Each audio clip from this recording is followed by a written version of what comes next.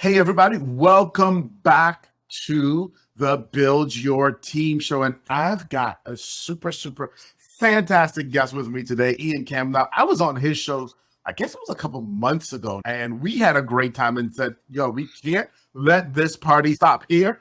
We got to keep going. And so we said, we're going to continue to party on my show. So here we are. Ian is the owner of Mission Suite. And listen, if you're looking for a CRM tool for your business, you gotta check out Mission Suite. But we'll talk more about that. But right now, I want to welcome Ian as we get to talking about building your team. And as always, Build Your Team is brought to you by Client Attraction Pros. Hey, it's time that you become the thought leader of your industry, and we're going to help you do that and make it fast, easy, and fun.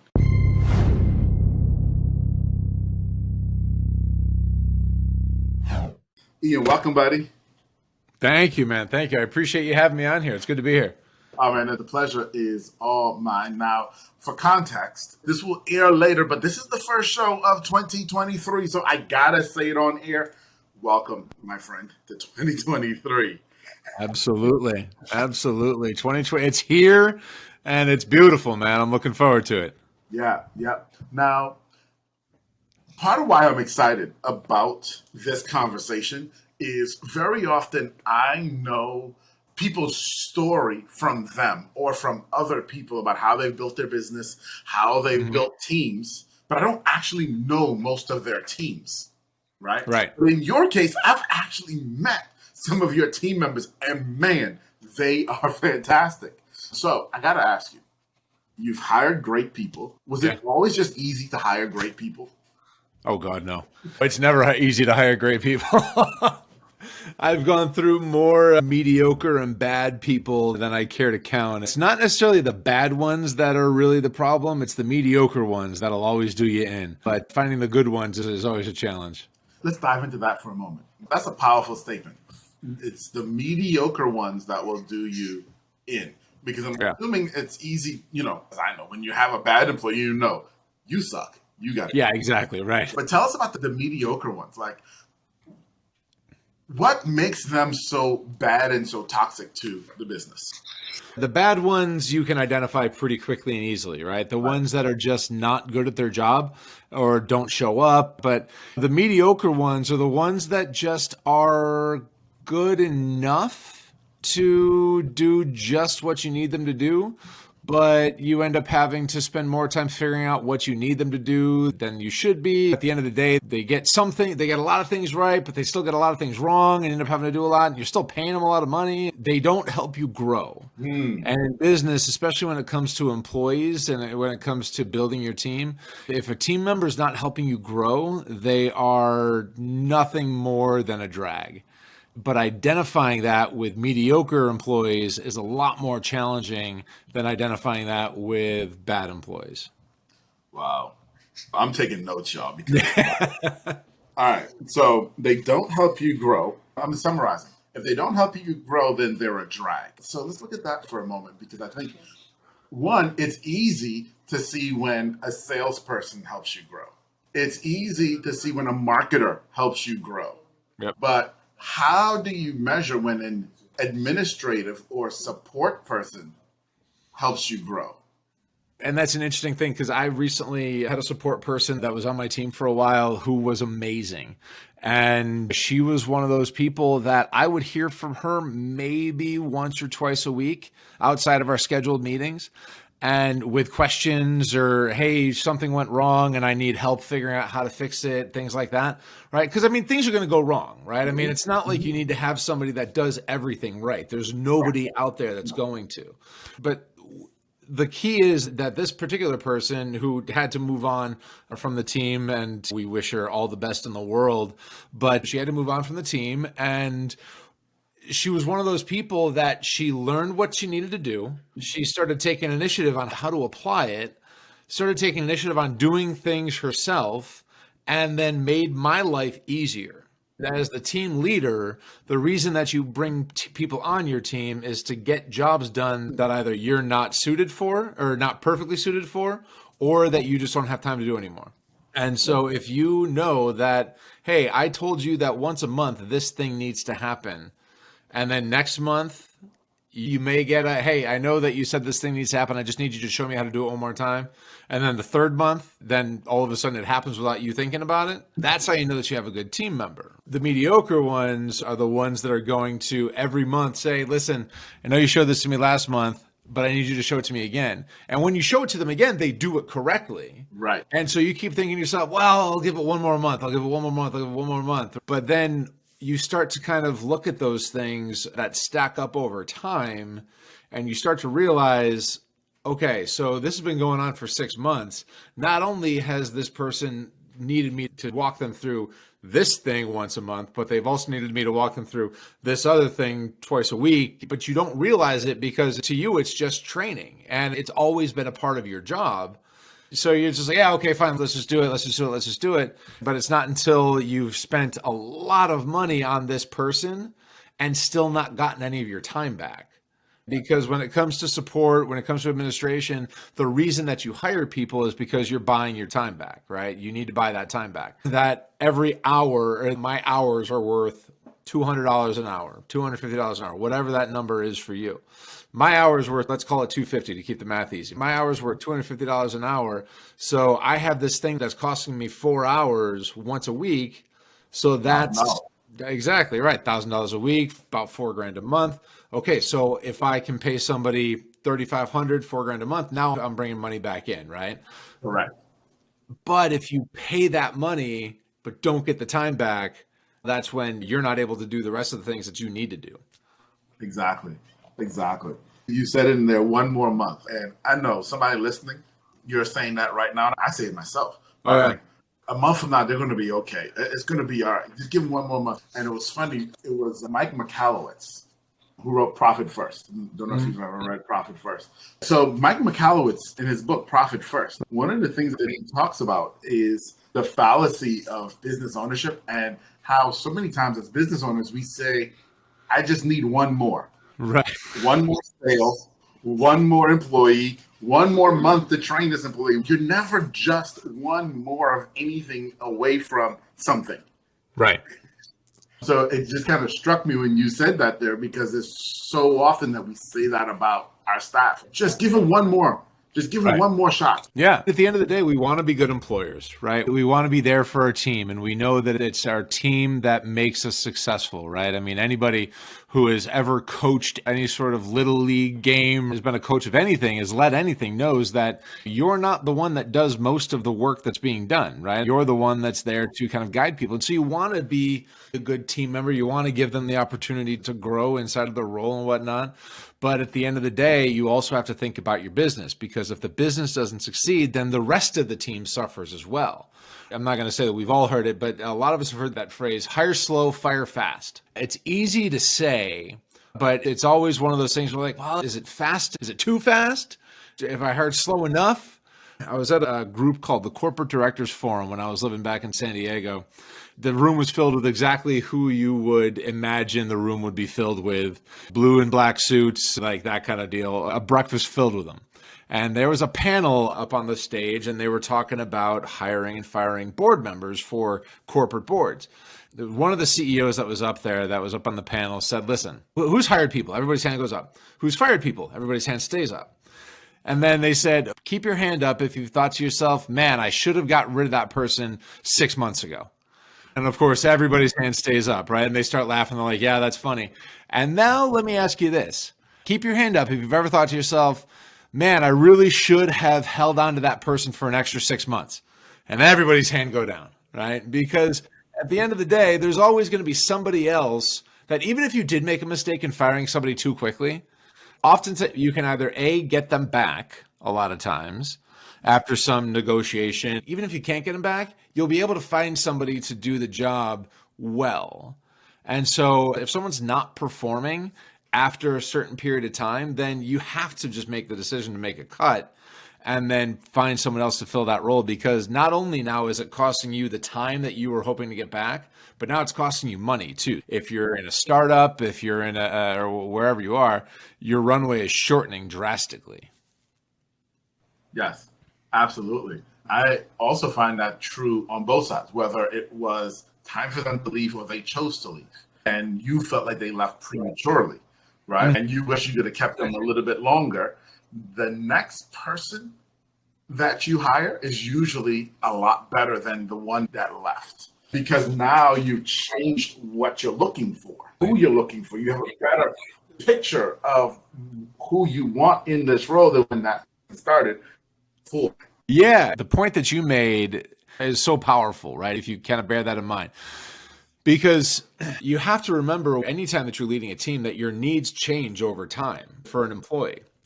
When you're a startup and you put somebody in the CFO position just because they were the only person that took an accounting class in college, 2 years down the line, if things are going well, then all of a sudden you get to this level where you need a real CFO. You have to be able to make those shifts. And or if that person gets too overwhelmed and they say, listen, I have to move on, and you're thinking to yourself, man, I just lost my CFO and now the only person that knows accounting in our company is gone. Well, now you have the opportunity to go out and find somebody who's actually a CFO and not just somebody that learned how to kind of build it up. So you have to be able to grow your team and make shifts and changes as time goes by. So a lot of times losing somebody in a specific role can be the best thing for that role and for your company. It's just, it feels painful at the time. Oh, it absolutely does feel painful. And let's not make any mistake about it. It can't even be crippling for a moment. And I've seen a lot of business owners make this mistake. They end up wallowing in that moment for way too long instead of saying, okay, let's move forward. Exactly. What's next? And we got to move forward. Yeah, we got to be what's next. Let's circle back to the top, because we started off and we started talking about good staff, mediocre staff, and bad staff. Looking back there, and let's focusing on the mediocre, because like you said, they're just going to be a drag and a drain on the organization overall.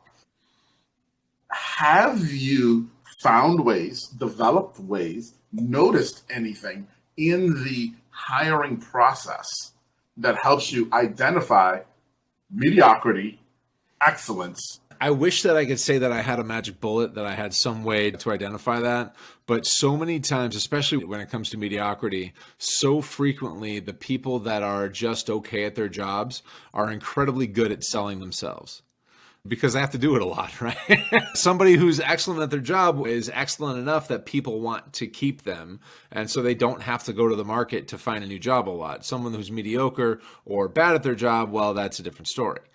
Right. So they become really good at selling themselves and really good at defining things. A lot of times it comes down to having somebody else other than me involved in the process as well, because they're going to ask different questions. And it doesn't matter if it's your spouse, if it's a consultant, if it's another member of your team who's been in that role or kind of understands what the expectations are of that role. Have somebody else meet with them first, because they're going to give you other perspectives to be able to work from. That can mean a world of difference. Okay, so I'm going to jump in here then. If I could, I'm going to share with you something that we've actually found that helps. It doesn't eliminate, but it helps. I'm just going to be completely honest and warn you. Everyone that I've said this to has said, that's way too much work. But it eliminates us hiring mediocre people 80% of the time. So that's why we do it. And here's what it is. We insist that before there is an interview via Zoom, that there are 6 emails that go back and forth. We want someone to respond 6 times, and we're going to ask questions throughout those. So we've got our plan for the things that we want to know, right? The type of manager they want, some of their experience and work history. And here's the key. The questions that we're asking are questions that help us uncover how you existed in situation before. Right. And so we're looking for markers that said, in situation, you did what we expect you to do. Right. Right? For example, there's one young lady in our process right now. She meets all of the credentials. She's done the job. But I know the environment she's going into is one that's information chaos, is what we will call that environment in particular. And so wanted to ask her about it. And she's like, I need all the details up front before I can move. Right. This won't work. Yeah, right. Exactly. It's a really interesting way. And I like the idea of the 6 emails back and forth because it does a few different things, right? First of all, it shows commitment, right? It shows a willingness to work with the people that they're going to be working with, right? Because if I'm not willing to respond to your emails, and if I get to a point where I'm just like, okay, this is ridiculous, and I just stop, then that's weeded that person out too. If part of your process is getting some kind of information exchange via email, then that becomes really, really, really important information. And to that point, when I hire for salespeople, I want somebody who's a closer, but not a jerk about it, right? Something like that would help weed out that as well, because if they can get me on the phone in advance of them answering the questions in those emails, that tells me that they're doing the thing that I want them to do with prospects, right? Because at the end of the day, as a salesperson, I can email you all the information in the world, but I need to have a conversation with you to be able to move you to the next step. If you can get me onto a phone call before I get all my questions out over email, then you're somebody that I want as a salesperson, right? Because that tells me, and not be a jerk about it, right? But at the end of the day, I have a no jerks policy. I refer to it as something a bit more colorful and private, but I don't want to work with people that I don't like to work with, that I don't like to deal with, right? And so if you're showing me that you're a jerk to me, just on the phone trying to get me onto a phone call, again, you're telling me all that. So putting that extra work in the beginning, whether it's 6 emails back and forth, or whether it's 5 conversations, or hey, build out a sales plan for me, or how would you respond to this scenario, whatever, putting that work in advance is going to help a lot in helping you to kick out those mediocre folks and getting the job done. Okay, so Ian, we spend a lot of time talking about mediocre staff because, like you said, they are a drag and a drain on your business, and I completely get it. But we also have those rock stars, and for people out there, I know sometimes you spend as much time agonizing over your rock stars as you do your poor people because you don't want to lose your rock stars. You want to keep them around, right? Yep. So what are some of the tips, some of the techniques that you've used to, one, keep your rock stars engaged, and then 2, have longevity with them? Yeah, for sure. To your point, man, you want to hang on to those rock stars for as long as humanly possible, right? And at the end of the day, it doesn't matter if they're retiring with the company or if they are 18 months and gone, everyone's on a timeline. There's always going to be a point at which somebody loses somebody. So the question being, how do you make that last as long as you can? I've kind of been in startup mode for a long time, right? I've been growing my team as a startup and bootstrapping things a lot of times. There's always going to be somebody that can outspend me.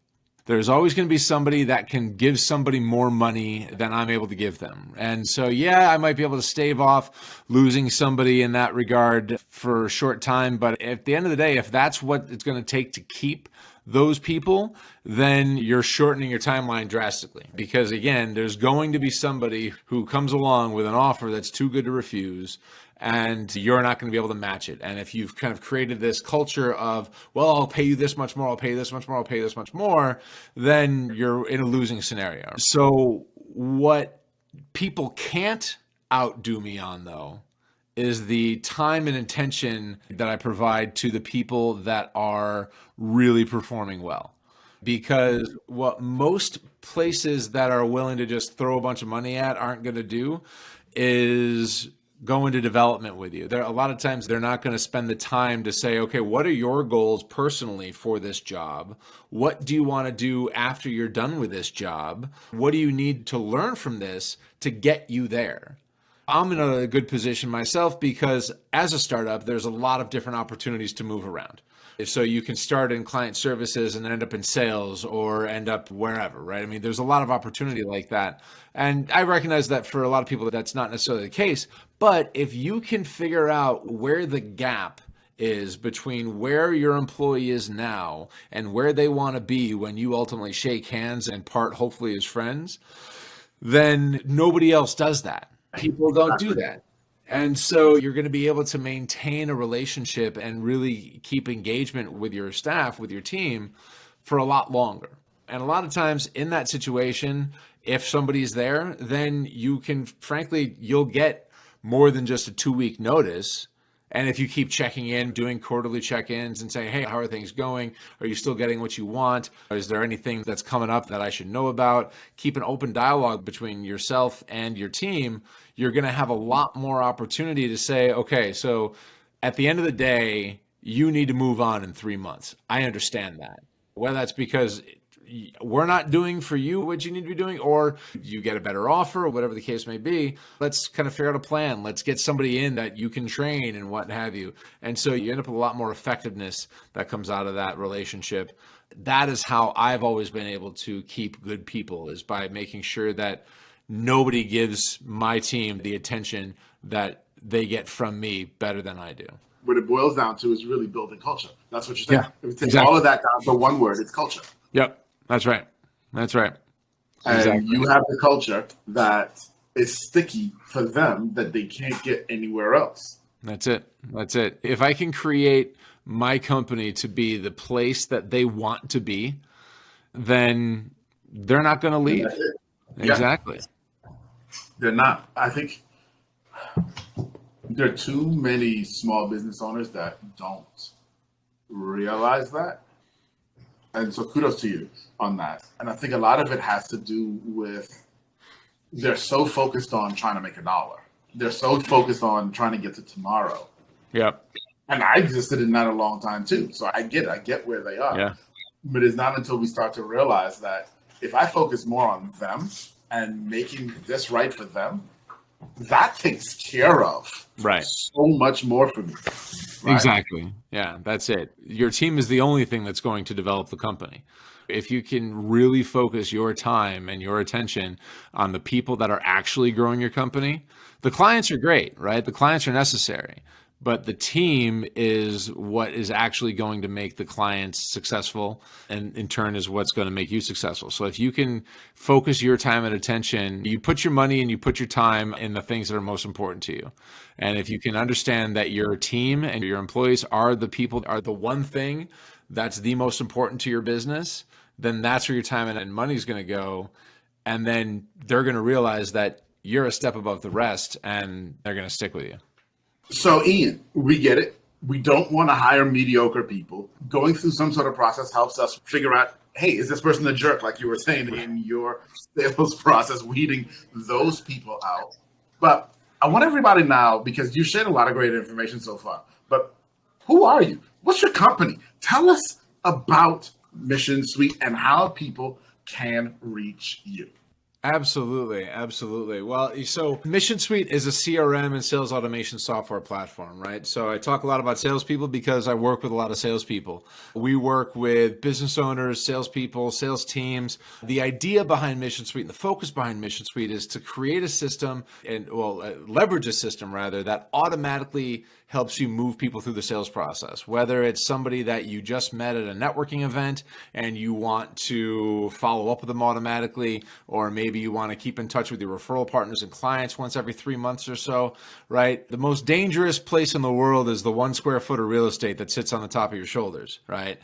And you either forget things, or even when you have a task reminder set, you kind of talk yourself out of it. Well, they don't need to hear from me again, I don't think, do they? But the reality of it is that the only way that you can really move people through your sales process, get new clients and whatnot, is to be intentional about the time that you're spending with them.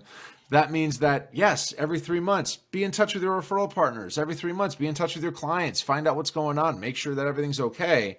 And so those types of things don't have to happen manually, right? In fact, if you rely on manual efforts to do them, then things are going to fall through the cracks. And so Mission Suite is there to provide that automated sales process, those automated sales processes, that will automatically send out the follow-up email after a networking event. Hey, it was great to meet you. We talked about getting together again. What's your calendar look like next week? It'll automatically send out an email to a referral partner or a client once every few months. Hey, it's been a while since we chatted. Do you want to jump on the phone or jump on a Zoom? Those types of things. It's not taking over the relationship by any means, right? The relationship is still between you and the client, you and the partner, you and the prospect, whatever. But what that automation is doing is it's prompting things to happen that probably wouldn't happen ordinarily if you were to rely on this 1 square foot of real estate that sits on top of your shoulders to get it done. So that's what Mission Suite is. As far as where you can find more about me, I'm on LinkedIn. You can find me at linkedin.com/Ian S. Campbell. And then Mission Suite's website is themissionsuite.com. So you can go there too. You can check out, we've got tons of resources in there. So check those out too.